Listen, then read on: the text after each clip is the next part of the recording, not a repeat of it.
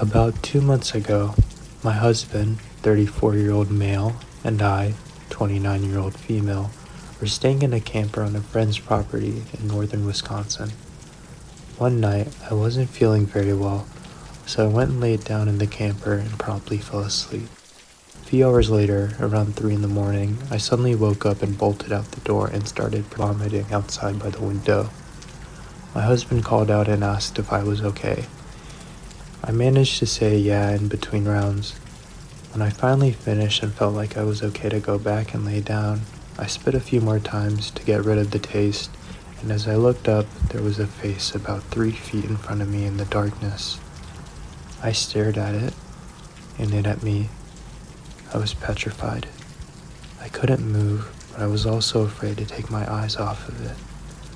I slowly started to move my head up and down, side to side, to try to get a better angle or a closer look, and as I did so, it began to mimic my movements.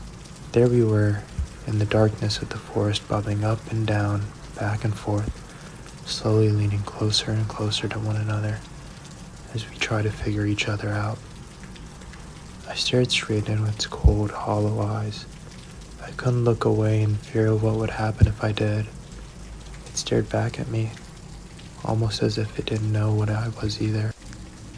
It was too dark outside to make out any facial features, but the face had the shape of a human face, that much I could tell. But what I could see on the body from behind the truck just looked hunched over and distorted.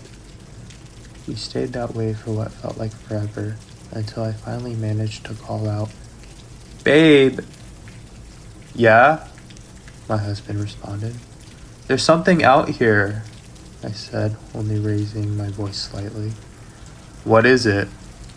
he responded. "I don't know, some kind of animal. I'm not sure, but I'm afraid to move." "It's just watching me," I whispered almost to myself. He opened the door of the camper and looked out in the darkness. "Where? What are you looking at?" He grabbed a flashlight and shined it in front of me, and it was gone. There was nothing there.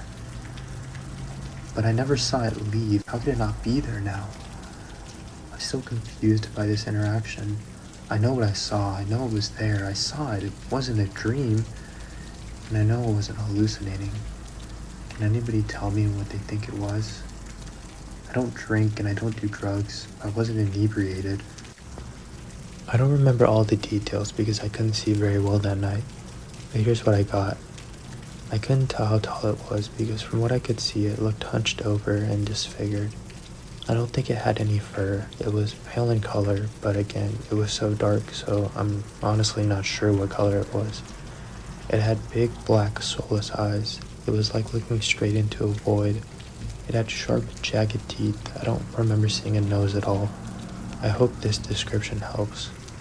Maybe it wasn't a skinwalker, because I guess they don't leave Navajo land, but it was really scary. I should mention that where I was in the woods of Wisconsin was not too far away from the Hannibal Indian Reservation in Menominee County, Michigan, but again, not Navajo, so I'm not sure what it was.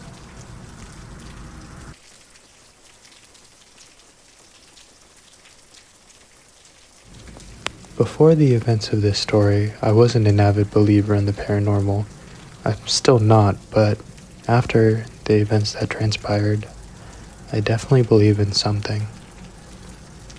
It was about 3 years ago.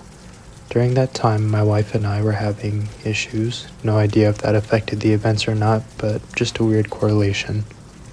I was alone. My kids were put to bed on a late October night.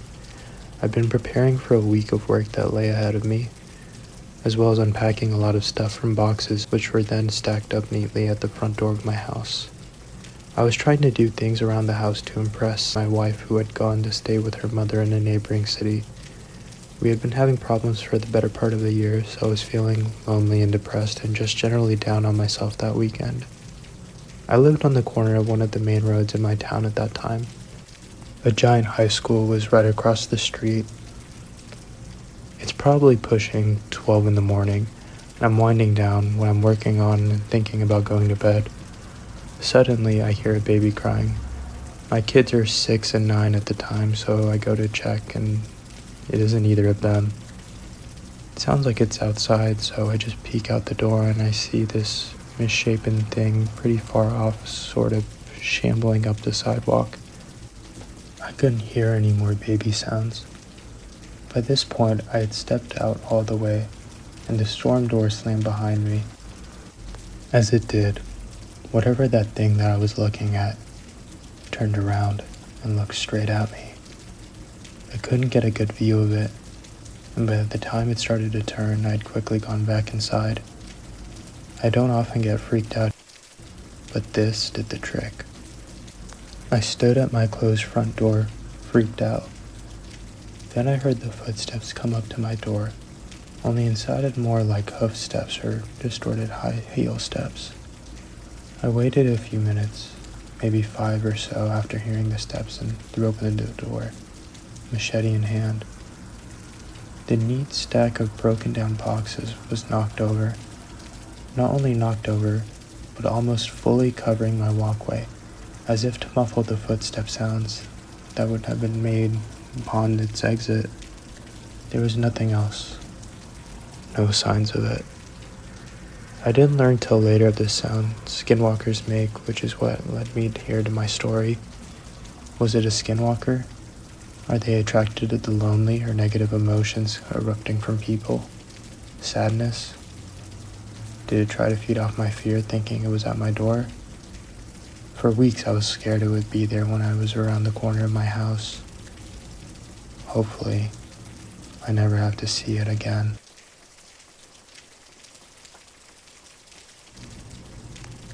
I like taking my 2 dogs for walks. I normally walk Finn, a large all-black German Shepherd, toward the park, and I walk Booker, a Shih Terrier mix, the other direction towards downtown. This story begins with me walking Finn. A block away in the direction I was headed, I saw 3 or 4 deer calmly walking toward the park. Most nights where something strange happens to me start like this. The deer seemed completely unbothered by me as I approached.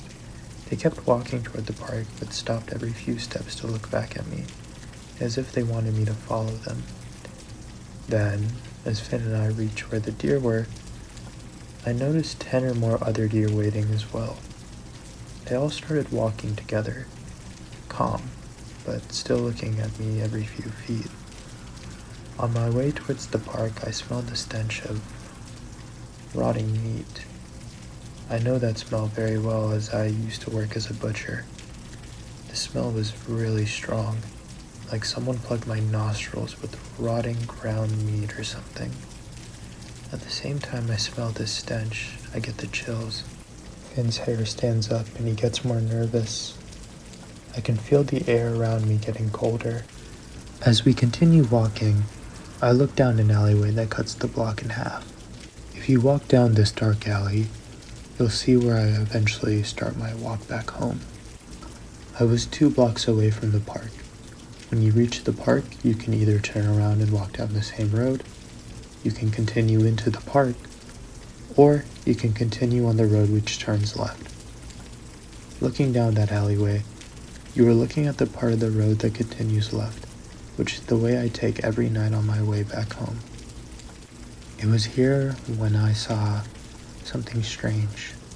I tried to convince myself what I was seeing wasn't real, or maybe I just saw something else and my brain tried to convince me it was this.